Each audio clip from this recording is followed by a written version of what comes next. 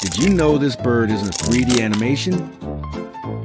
Let's dissect it. What? The wings are just 2D objects with these shapes here. The tail is also a simple 2D shape. Both the tail and the wings have a single solid color. No secrets here.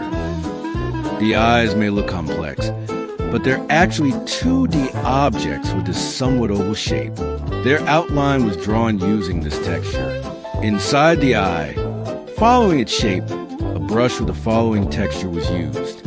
Also inside the eye, there are 3 simple circular shapes made with a brush. Let's continue our surgery and remove the eyes. Next, we'll remove the beak as well, which, by the way, is also a 2D object with shape animation applied to it.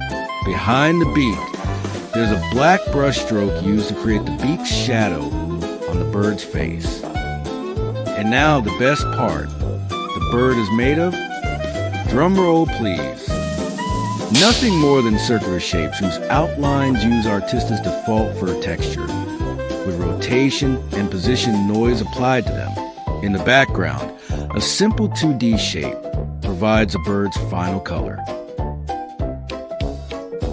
For the facial animation, a group was created containing the facial elements, making it easier to select the objects and edit their points to create new expressions or poses, such as having the bird look in a different direction from the one it was originally drawn facing.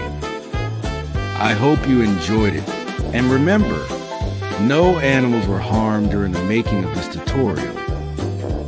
Arttista is available for Windows, macOS, and Linux on Steam and Microsoft Store.